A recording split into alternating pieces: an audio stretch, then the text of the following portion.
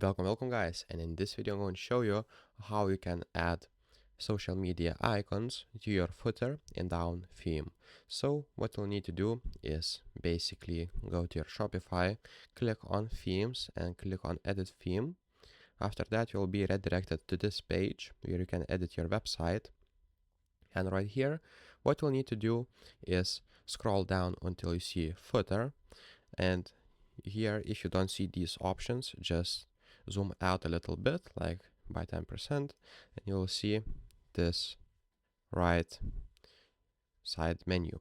And here what you'll need to do is basically check social media icons. So this is by default turned on. Maybe you just turned off, but make sure it is turned on.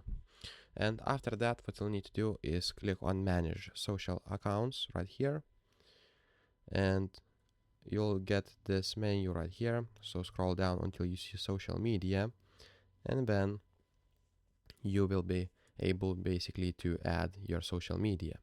So let's say I will add some Facebook and type something.